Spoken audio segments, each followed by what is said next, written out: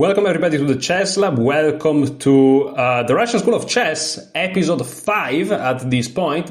However, this is part 3 because episode 5 is my YouTube series, the YouTube videos I'm uploading, of me reacting to the 3-part series by Soviet chess grandmaster Roman Dzindzikhashvili, a legend of the game. Just let me make sure that I'm recording. Yes, I am.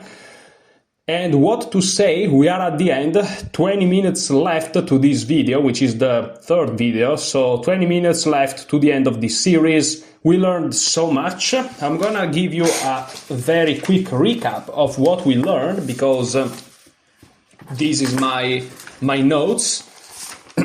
And the most important concept that I can derive from this series is there are no good moves without proper evaluation, right? So if you guys want to become very strong players, you must evaluate at some point in your games. You must evaluate the positions. Now, in the beginning, depending on your level, it's not that it's going to make miracles for you necessarily, but it's a good habit to have, which really allows you to properly flourish in your game. And then there are other notes I made. Anyways, before moving on and finish this series, this video is going to be a little bit shorter than the others because, again, we just have 20 minutes to cover, and I'm going to let Roman speak a lot because he's showing us games. I don't need to necessarily always give my input here. But what I want to say is that yesterday I participated in a tournament. It's a rapid tournament. It was a team event. We won. The team completely crushed it. We obliterated everyone. It was amazing. And here's the thing. There were 3 boards each team, and I was on board 2. And I won the prize for the best second board. There was the prize for the best first board, the second and third board. I was a second board on every round. We were 3 players out of 3. We didn't have reserves or anything, so, you know, all of us always stand on the same board, and I won the prize for the best second board. Now, the crazy thing is, I tried to implement these concepts that I'm learning in these videos in the terms of, I used my repertoire, and as soon as I got out of theory, instead of starting to ask myself very primitive questions like what is my opponent trying to do, what can I do to prevent it, in the form of one move to one move, right, which is not terrible. If you are a beginner, that's already something, but if you are a little bit more advanced, you should try to, again, evaluate positions. Instead of that, again, I evaluated positions, and when I say this, I mean I tried to evaluate positions, trying to count the material, trying to ask myself what was going on, trying to identify outposts. And now that I think back to it, I didn't really do it optimally. But what I really tried to do was try to identify outposts, try to identify the piece activity, the difference in the pieces, and try to come up with moves that were according to the Russian School of Chess. So don't lose tempi, try to play good moves, active moves, take control of the center, take control of squares, advantage in space, and stuff like that. And so this gave me more of a methodology to my game, right? Many of those weird thoughts like, I wonder what happened if I do this, I feel like this is a good move, very feelinglish type of thoughts. I kind of removed them as much as I could, and I was left with just logic. And again, we are not fully logical, so I'm not saying that I played perfect games, but, I just tried to not go back into the old bad habits. And this allowed me to win a tremendous amount of games. Out of 7 rounds, I won 5 and drew 2. And, the craziest part is that by having this methodology, I was so much less tired. The last tournament I played, the rapid tournament, at the end of the tournament, I was so tired. And I didn't even play that well compared to yesterday. I didn't play terribly even back then, but yesterday I really played well. And so I played much better yesterday, and I was also much less tired.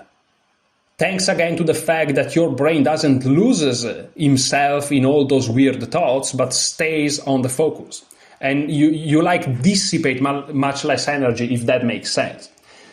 This is all personal theories of mine, but the facts are true. I played much better, and I used much less effort. And even when I was low on time, because again, I evaluated the position, or at least I considered important strategical aspects, I rarely did proper evaluation. I'm still far from it, but I try to consider strategic principle concepts and development and activity and all these things that Zinziasvili mentions, right?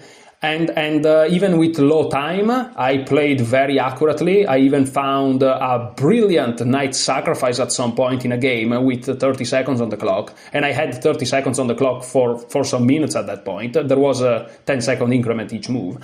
And I found a brilliant sacrifice, and he just won the game, crush it. So I was very, very happy of yesterday tournament, perhaps the best event ever. I won I almost never win prizes, right? And yesterday I won 2 prizes, one for the team and one for myself for the single board, right? So that was crazy. The best event of my life when it comes to awards, but also one of the best events of my life when it comes to my play. And despite it was not, Elo homologated, meaning there was no rating change. It was a quote-unquote friendly event, even though there were many, many strong, very strong players. The program, the computer, still generates the performance, and it tells you how well did you play when it comes to Elo performance. Then the arbiter simply doesn't put it into the FIDE system, right? But the computer still generates it, and I performed at 2084 level. So I played like a strong candidate master in yesterday's event. So that was quite something. So yeah, I really feel like what I'm studying here is paying dividends massively, and it's funny because again, I'm just scratching the surface of this, and it's already paying dividends. And I'm very happy that it paid the dividends yesterday with my teammates, because of course that was a team effort. My teammates played fantastic. On board 1, our teammate defeated a FIDE master, among many other great results. On board 3, he also did fantastically. He crushed it, really. And so yeah, we all 3 did great, and I'm very happy that I contributed at the expectation levels. So that was very, very nice. Okay, so now that I said that, I spent my good 8 minutes, as I can see from my recording software, to talk about this. But I'm very happy, and I just wanted to share it with you. And now let's finish to listen to Zinziasvili. He's showing us games at this moment, and he's just showing us positional concepts and stuff in his own games or great players' games. So he's about to show us yet another game, and let's just enjoy this game. Let's go. I am showing it to you how it's important to have space advantage on one side and not to be cramped at the same time. It's so important to get some outpost squares. Now, I want to show you some interesting game. Actually, it had great influence on me, this game. It was played in 1991 between Garry Kasparov and Jan Timman, another very famous grandmaster from Holland. The game was played. It started as a Slav defense. It turned out a lot like King's Indian. E45, C4, C6. Okay, so just to make sure that we are all on board, this is Garry Kasparov with the white pieces playing against Jan Timman. Jan Timman, I'm familiar with the name, I've already heard it. He's a great player from like some decades ago, but I couldn't tell you more than that. But definitely super strong players, and I will say, maybe I'm mistaken, but I think it was one of the best players in the world at some point. Top 5, perhaps even top 3, but I'm not sure. I could be wrong on this, so don't take it as granted. But definitely super strong grandmaster, like very, very strong guy. So, this elite elite level matchmaking here. Garry Kasparov, of course, is Garry Kasparov, but also Jan Timman super strong. Anything can happen. Let's enjoy the Russian school of chess. Let's just absorb it. Let's go. Knight c3, knight f6, e3, g6, knight f3, bishop g7. g6 is one of the continuations. It's not the most popular, but it's one of the possible continuations. And after bishop g7, bishop e2, castles, white castles, e6. I don't like e6 move. Okay, so here is the thing. He just said that he doesn't like e6 move, but okay, what I wanted to say is, when I play against this setup, and here is a little bit different, it's actually massively different, because there is the bishop on g7.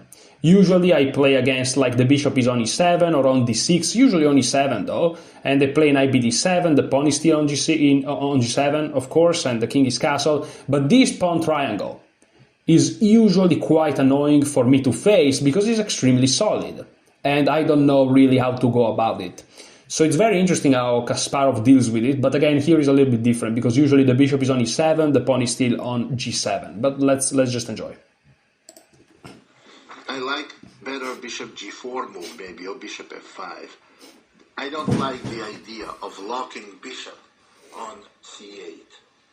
And here, you see white. Okay, so what Dzindzihashvili said is very, very much Russian school of chess type shit.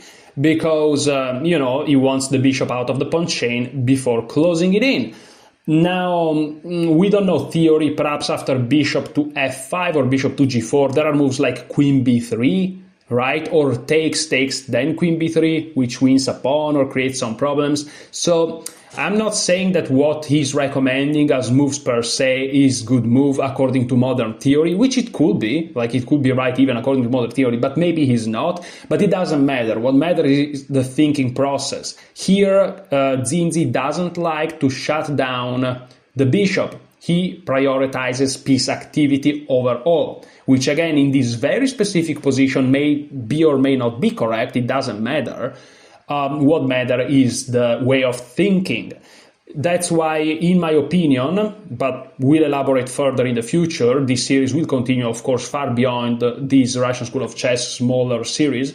I'll try to figure it out, but what I'm thinking right now is I'm going to have my contemporary repertoire, meaning up-to-date repertoire, right?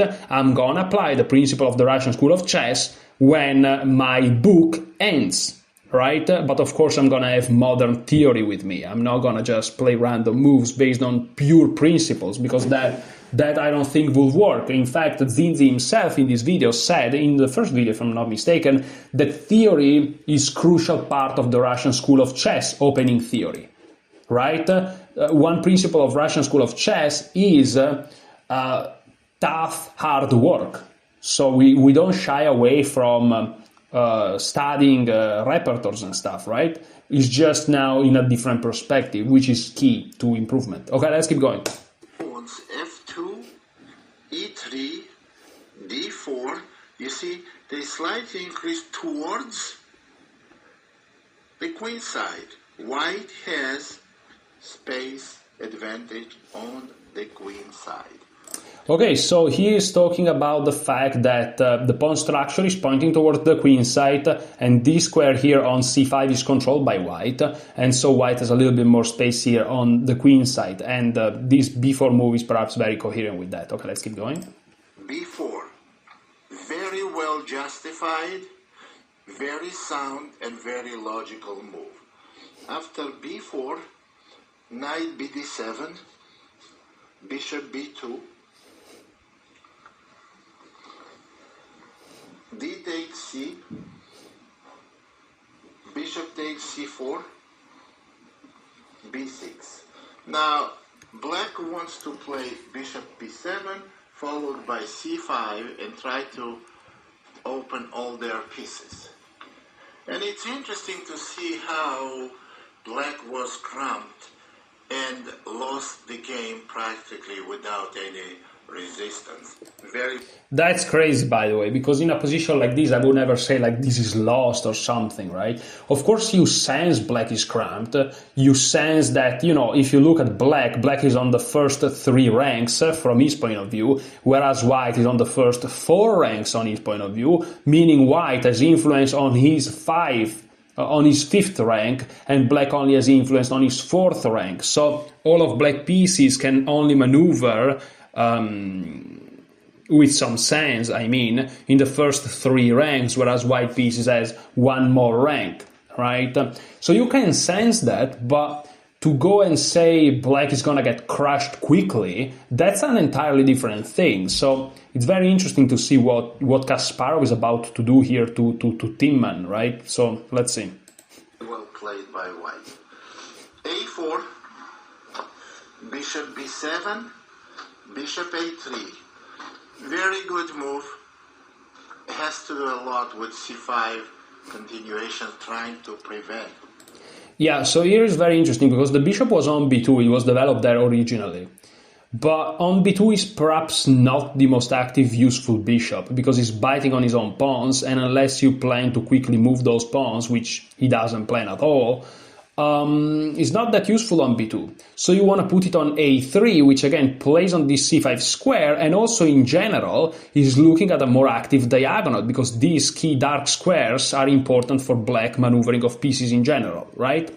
But if you play bishop a3 immediately, that wouldn't be optimal because it blocks the a pawn. So he first plays a4 to gain space on the queen side, but also after bishop a3, the pawns are above the piece. And that's optimal conformation. If you have a pawn above your piece, that's more optimal than a pawn below your piece. This you can see in some d4 openings when black plays perhaps knight to c6 rather than c5 and then knight c6. Or in the opposite, when white played knight c3 instead of c4 and then knight c3, right? Same thing here. You don't want to play bishop a3, you want to play a4 and then bishop a3. This is kind of the rationale behind it. And again, everything I'm saying is speculation. The only thing I know for sure is what Zinzi said, which is the bishop on a3 is useful in the control of the c5 square. Okay, let's keep going. c5. After bishop e3, a3, rook c8, rook d1, and black takes rook out of f8 square, out of a3, f8 diagonal. Queen e2, knight to d5. Knight takes d5, pawn takes d5, and bishop b5. Now you see black never made c5, and now b7 bishop is very passive, and black has already difficult position. Okay, so in this position we notice this light square bishop. Let's try to evaluate again. Material is equal because we know that there are no imbalances in the material per se because the 2 bishops and the 2 bishops, right? And then one knight, the heavy pieces are the same obviously, and the kings, of course. But if we when it comes to space advantage, white has some space advantage even in the center really, but also on the queen side mainly. And when it comes to the activity of the pieces, this light square bishop is biting on granite, whereas this light square bishop, or on concrete, like Raven like to say, this light square bishop here for white is a monster, pinning the knight, annoying the black pieces. And what about the dark square bishops? Well, white light square bishop is not really optimal, even though is helping into the control of some queenside squares, and is perhaps preventing ideas like, I don't know, a5, because after you take then the bishop becomes a monster. So it's kind of doing something, even though I'm not super a big fan at the moment. But this bishop on g7 right now is not doing too much in the position. Perhaps the only thing you can do one day is to play e5, but right now I don't even know if it's possible tactically because of this spin, but perhaps it is. But in general, you will lose a bishop and you will just have an isolated pawn. And if you do that, you will lose this bishop, and after bishop to b2, bishop to d4, all of a sudden both bishops will be monsters, and the dark square will be super weak, so you may even get mated, right? And a6 is not playable because the queen will just take it. And when it comes to the control of the c file, well, we'll see now what Kasparov is gonna do, if he's gonna do something about it. Let's see. Rook e7, a5, rook c7, rook f2. So a5 exploited the tactical takes, and the rook hangs. So the queen couldn't win a pawn. So after rook e7 there was this tactical shot. c1, white has very strong initiative on a queen side. Knight b8, a6,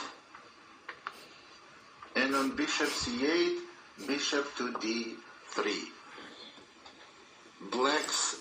So perhaps with this move, I don't know, but perhaps white wants to play b5, so the knight is completely restricted, and even if he goes back here, he doesn't have a future, but also this bishop gets open up. And then this light square bishop here is a little bit not super optimally placed, but we'll see, perhaps he's gonna break, I don't know what's gonna happen here. Knight on b8 and bishop on c8 are simply comical. And black has no counterplay. I would say black is totally lost.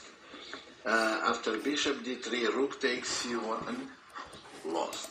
And here I just want to mention the tactical shots again. If knight c6, it feels like after b5 you can at least reach the square to go to c4, but the problem is after this move here, the knight is hanging for the pawn, but also this rook is once again under attack, so black will lose severe material. So, yeah.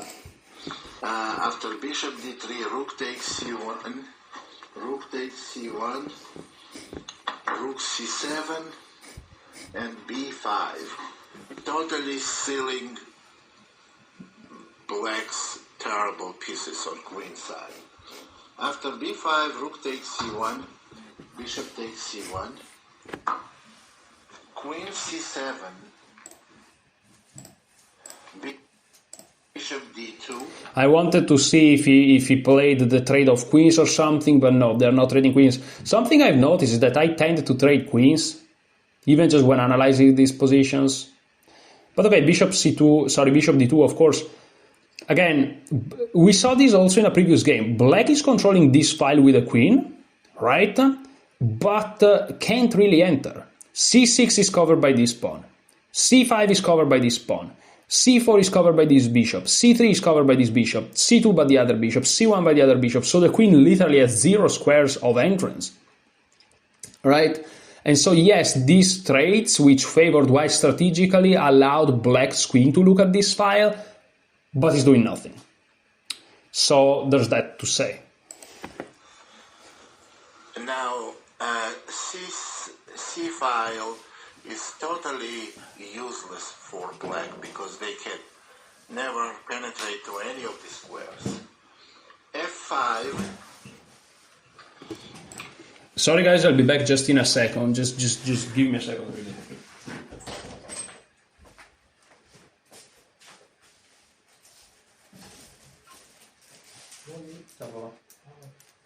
Poi ti racconto sto facendo il video. Okay, I'm back. Sorry, but I had to take something to clean my nose because, like, my nose is going insane.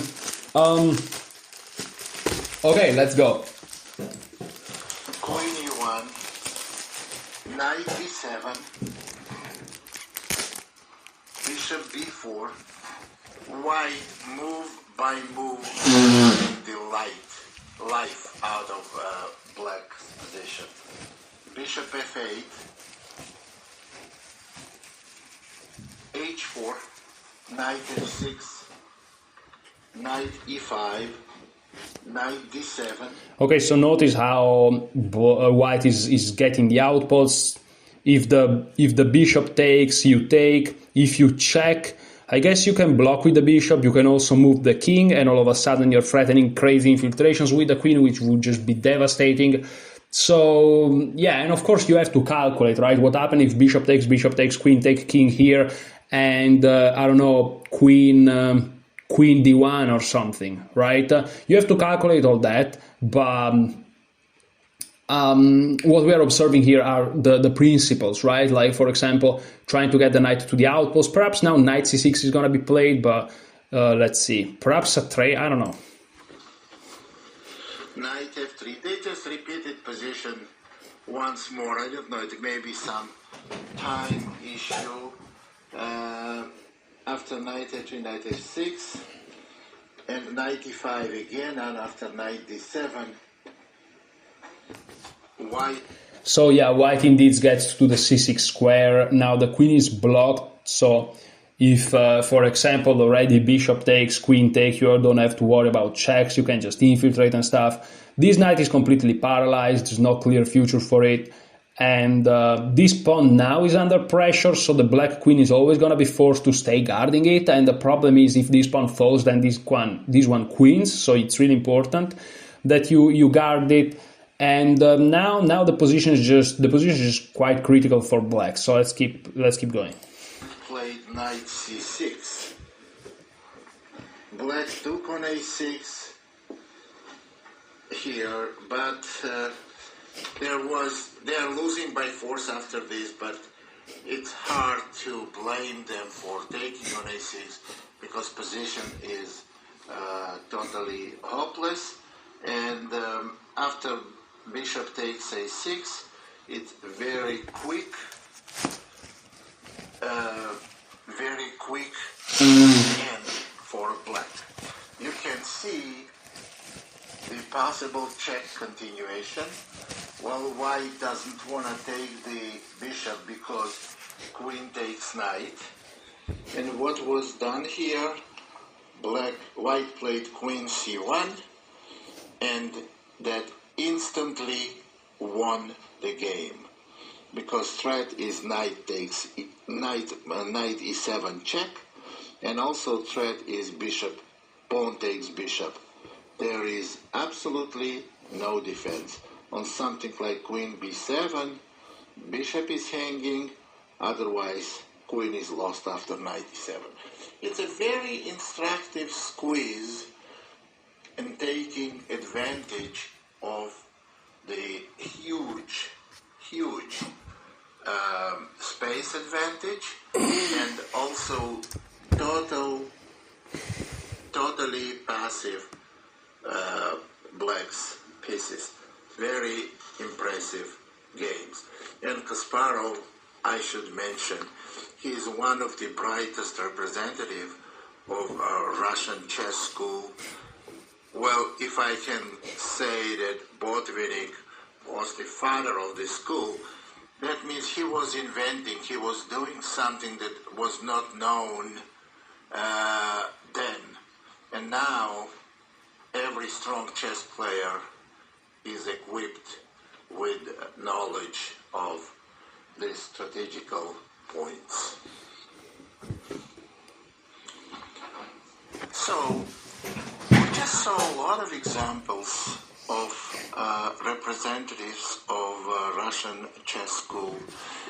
I explained and showed number of different positions, and I explained number of different aspects of strategy and tactics.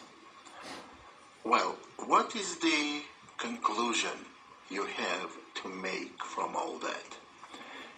Well, you may ask, okay, I understand everything you said, but how should I study chess?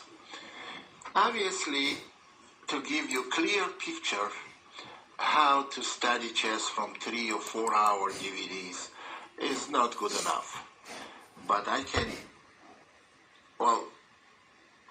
can tell you the methods you have to use. It's very good to have personal instructions. Yeah, but not everyone can get to this point where to have personal instructor. Not everyone can afford. But what you can afford, and you absolutely have to, is to study chess, even if you study by yourself, correctly. So what do? You don't take games of the best players in the world playing against each other. That, I would say, is a wrong way to go, because best players, when they play each other, you will never see in those games something you have to learn. You will see the moves they make. You don't see mistakes you may make. So big mistakes will not be there. You need to see games where are typical for taking advantage of opponents' mistakes. Make sure you don't make those mistakes and have the right opening repertoire. Okay, so how to study chess? Look at games where there are mistakes you may make and see how the stronger player takes advantage of. And then you need to have the right repertoire. So let me put it in the order you should see those things. First, you should get your opening repertoire. And why? Not because you need to get very good position in the opening. Well, obviously you do need, and it will help a lot, but that's not good enough. You should play openings where you know what your plan is. Okay, so you should get opening repertoire. Know what plans are. You're trying to do and what your general strategy is. Secondly, you have to look at the games played with these openings by very good players. So look at games played in this opening by very good players. And it helps a lot. If you see games played with these openings by masters or grandmasters, preferably against weaker players. So, preferably, or even better, if masters / GM versus weaker players. Because that's the way, that's where you will see moves made by their opponents, kind of moves that can be made against you, and how did they take advantage of it. So this will absolutely strengthen your understanding of certain openings. By all means, I recommend for players who don't have solid opening repertoire to play e4. There is a number of moves can be played against e4, and I have openings almost on every response after e4. I have after e4, e5, knight f3, knight c6. d4 has a lot of strategical ideas, some tactics, and actually I don't play this myself very often now, but I remember how tremendously it helped me understand various aspects of the game while I Okay, so Zinzi recommendation. I'm gonna do a little star here, and I'm gonna be like Zinzi's recommendation. 1 e4 e5 2 knight f3 knight c6 3 d4. Arrow, a lot of strategy and some tactics. Comma, very education. Okay, let's keep going. Was improving as a chess player when I was like 16, 1700. That helped me a great deal. So if you need, you can always get DVD with the D4 with the Scotch Gambit.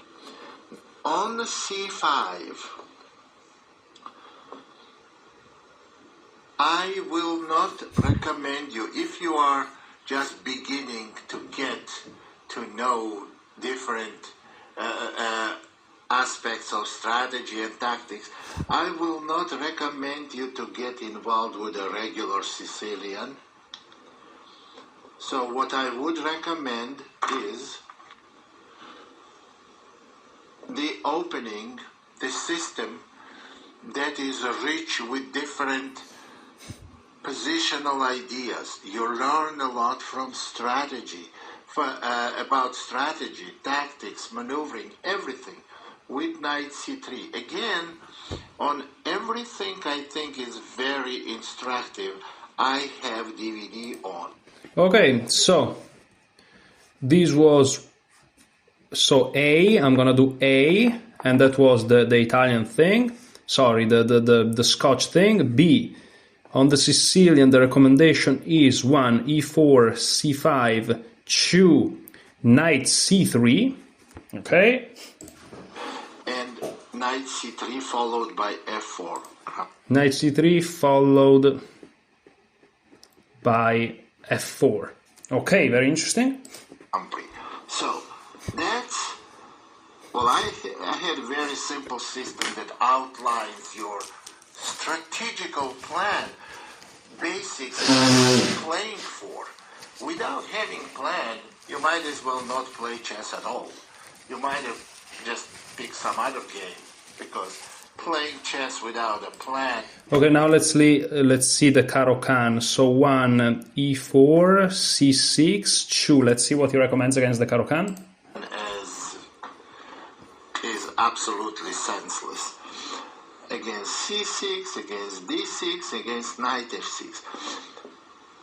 And I'm not explaining you on those DVDs with my openings just how to play opening to get a good position. No, I'm explaining how you build the plan for whole game.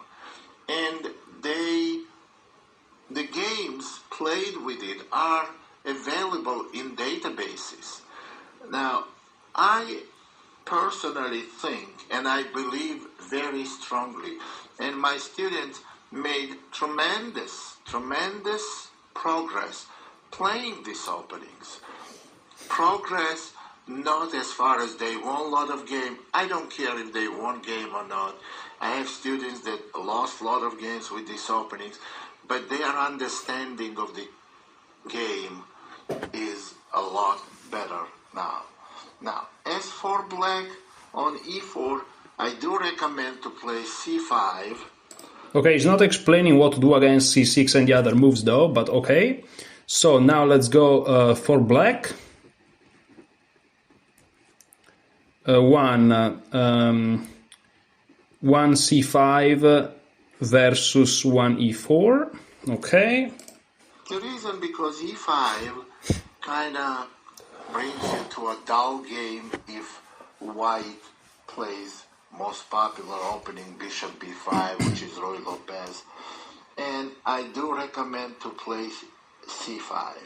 And again, and on knight f3, g6, accelerated dragon, very many positional ideas and a lot of tactics involved in early stage as well.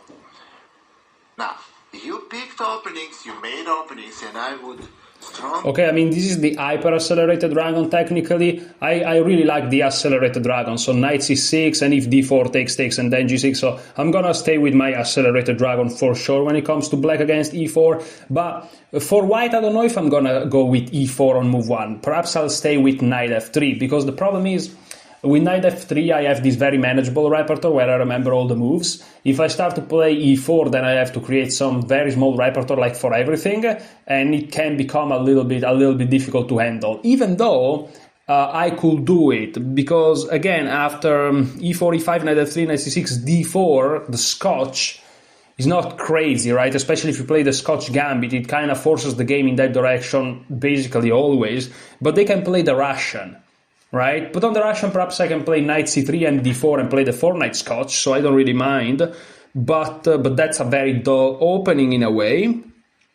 And after e4, c5, knight c3, the Grand Prix is a good idea instead to play, because it potentially can yield very nice results and understanding of the game. The problem is, again, against d5, what do I do? Against c6, what do I do? And all these things, that's a little bit more complicated. I should rebuild a whole full repertoire. That's kind of, quite a task, so I don't know if I'm gonna do it. But anyways, let's keep going. Really recommend, this is my suggestions, that's not the only openings you should play, that you don't have to play the openings I do recommend, but you have to understand very well basic ideas about these openings, and I repeat it again, and I'm willing to repeat it many times over and over and over. You should see games of good players against weaker players, because this is what most likely you will see when you play your own games. And this will absolutely has to improve your chess understandings. Remember, what you don't need to learn some tactics and how to swindle your opponent or have a perfect opening. No. Perfect opening is the one that will give you clear plan for the middle game. And you know tactics around it, you know strategy, and that will help you guide the game to the right direction.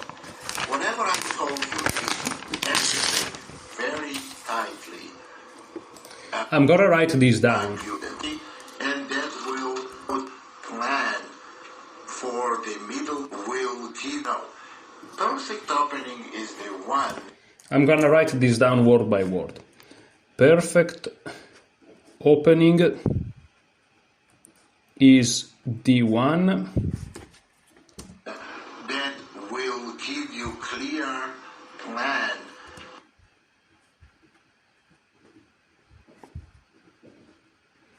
for the middle game, and you know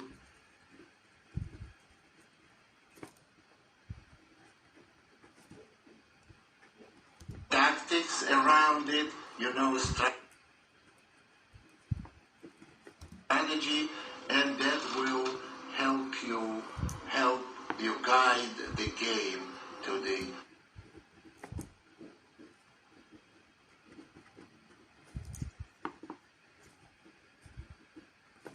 right direction. Whatever I told you, it's everything very tightly. Okay, so I wrote this down. Perfect opening is the one that will give you clear plan for the middle game, and you know tactics around it, strategy, and that will help you guide the game to the right direction. So that's very important. Connected with the Russian chess school. That's the school I went through. That's the school I will highly, very, very highly recommend on. And those ideas of this school, that's why they are absolutely dominating on today's chess scene.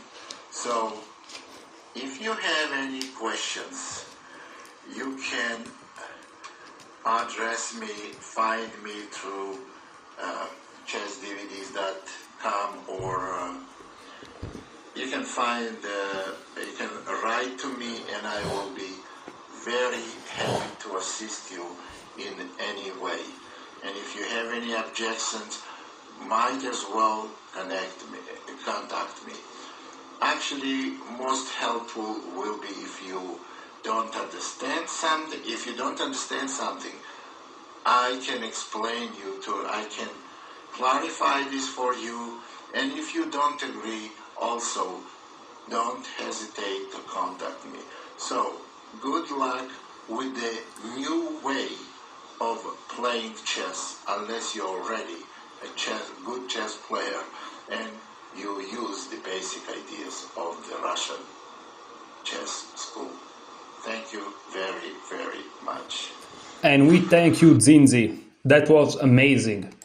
That was amazing. Ladies and gentlemen, we finished this series. That was exceptional. That was just amazing thing. So I'm gonna do a quick recap now, since we are just 46 minutes in. That's a quick video for the standards of the channel. So let's start. I don't even know what the first page is, but okay. So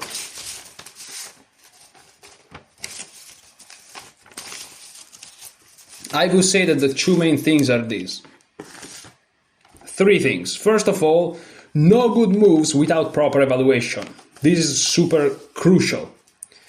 Think about yours and your opponent's advantages and disadvantages. So, there is the concept of the imbalances. But then, the game starts with the opening, right? So what about the opening? Well, Zinzi says, perfect opening is the one that will give you clear plan for the middle game and tactics around its strategy, and that will help you guide the game in the right direction. Right? So, first step, I'm going to use a different color. First step in the study, which I think I've already done that. So 1, have a repertoire, an opening repertoire that gives you clear plan for the middle game.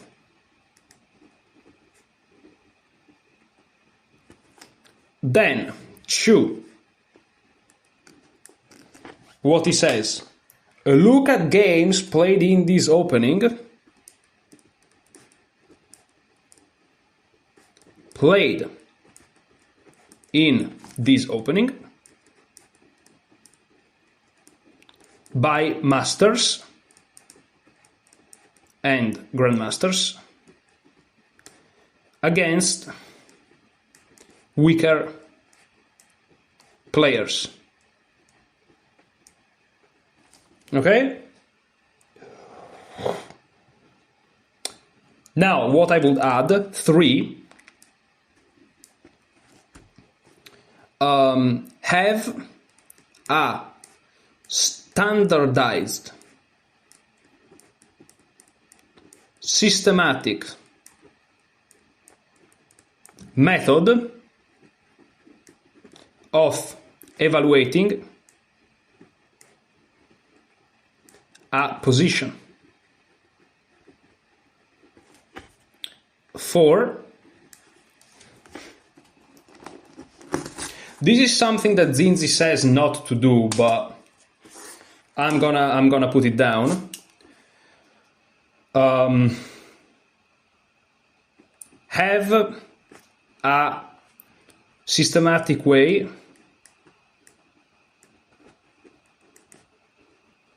of calculating. 5,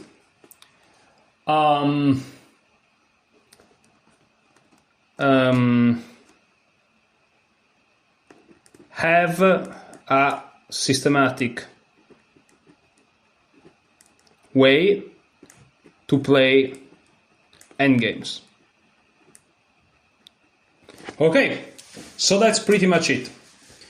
Of course, we can sit here and pontify forever on what's the best things to do now are, but this is what I'm gonna do, because I also have to be practical. I'm gonna keep my repertoire as it is. One knight f3 for white with some ideas, the accelerated dragon for black against one e4, and my repertoire against d4 and everything else, which is based on the Semislav by Nate Solon, not Sam, Nate Solon. And on top of that, I'm gonna study what I've been studying, which is Silman's How to Reassess Your Chess, where he talks about the theory of imbalances. And then I'm gonna study my endgame book, and I'm also gonna study another book, but that I'm gonna do with a friend of mine. So I'm not going to share it here on the channel, which is Think Like a Super Grandmaster by Michael Adams. That's also a book that I'm going to study. And I'm going to do all that, but I'm not just going to do that. I'm going to also practice. And I'm also going to exercise calculation. So I'm going to solve some puzzles, some real tough puzzles. But what I'm also going to do, and there is a way to solve them properly, which with pen and paper that I'm gonna discuss in the future. What I'm also going to do is I'm going to play some online games, long games like 15 plus 10. And I'm going to write down, so before even playing a game, I'm going to write down exactly how I intend to evaluate a position and when I intend to do it, and how calculation is in game with it. And I'm going to use these Italian chess masters' principles, but also with what I will learn from How to Reassess Your Chess and Think Like a Super Grandmaster by Silman and Adams. There's also another book that this friend of mine recommended, which I can't remember the name. I don't even remember who the author is. John Watson, okay, which is the friend of Silman. And I'm also perhaps going to read John Watson books as well. So I'm going to write it down. So, what to do next? I'm actually gonna... You know what? Wait a second, guys. Well, not this. Okay, let me do something real quick. Let me take my note, the note block.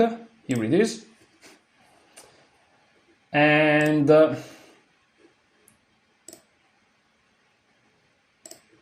let me do this. So I'm gonna save it on desktop. It's fine, yeah. So what to do, that's the name of the file. I'm gonna share the screen again, so you should see it, but okay, now you see it correctly. I can also perhaps not this, sorry guys, I perhaps can do this, okay? Okay, so what I'm gonna do now, I'm gonna write down what to do. So, study how to reassess your chess by Silman. Study, yeah, that's fine. Study endgame, well, let's call it endgame book by Silman. 3. Study Think Like a Super GM by Adams.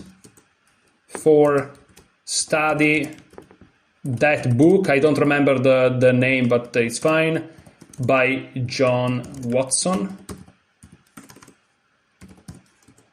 5.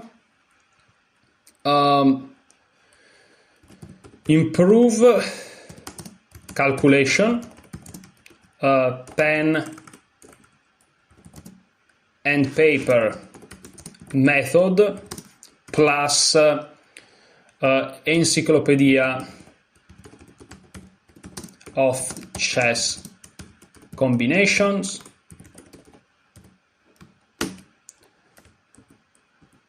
Okay, so you see it better. 6.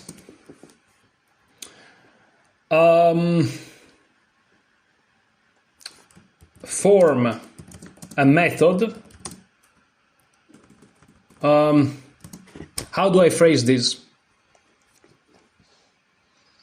Craft a systemized method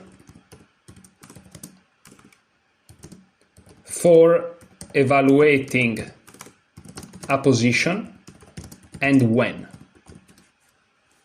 Okay? 7, 6.1.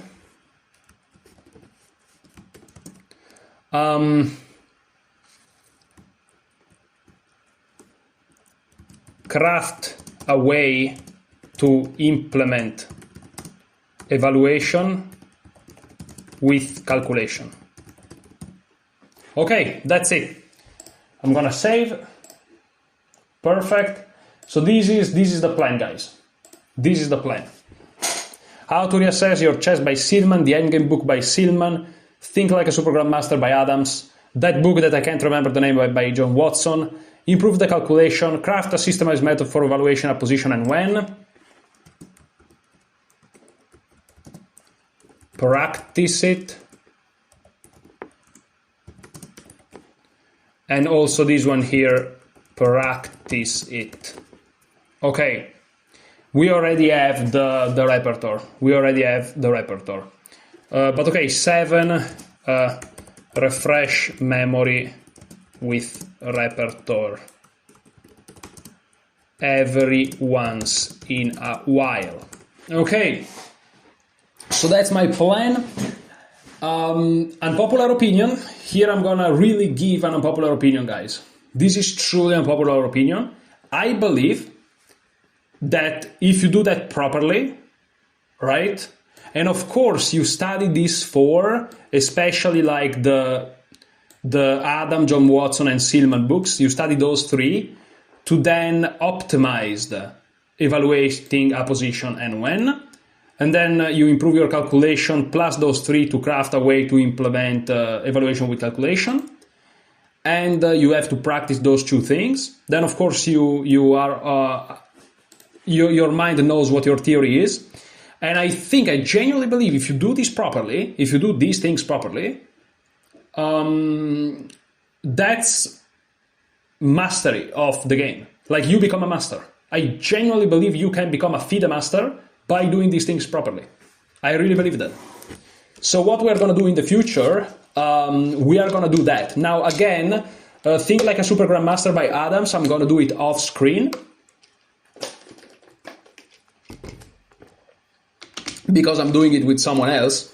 I may redo it by myself, sharing it with you guys. I may reread the book with you a second time. But the first time I have to do it by myself. I mean, not sharing it on the channel. But I'm going to study the Endgame book with you guys. We are already starting to do that. So there is already some episodes of that. How to reassess your chess by Silman. I started by myself. I either continue or start over even with you guys. And then I'm going to study that book by John Watson as well. And I'm going to do all the other things. And I'm going to share everything with you guys. What's going to be super interesting and what's going to catapult your chess to the next level, especially if you're a beginner, is this one here, Improve Calculation. The pen and paper method plus the encyclopedia of chess combinations is brutal. It's brutal. Like, you will have headaches after a session of study of like 30 minutes, which is not much, but is huge for your game. Like, if you're talented, I'm not talented at chess, believe it or not. I just played it and studied for like 8 years at this point, and I'm kind of obsessed with the study part of it. But if you are talented at the game, only this part here, Improve Calculation, if you do it properly, I'm going to teach you how to do it. You may become a candidate master just by doing this. if you are talented. Since I'm not, I have to do everything else as well, but it's monumental. It's monumental if you do it well. So I'm very excited. We are exactly 1 hour into this video, and I will say that we can close it here. Let me save it again to make sure I saved really everything. Okay. And you can screenshot this. This is what we are gonna do, my friends. This is what we're gonna do. This is what I'm gonna do. You do whatever you wanna do. But yeah, that's pretty much it. Very excited. Can't wait. Road to mastery, true mastery of the game. I truly believe in it. I think we have all the tools to do it. We just have to execute on them. And with this positive note, thank you so much for watching. Very excited. Enjoy your chess.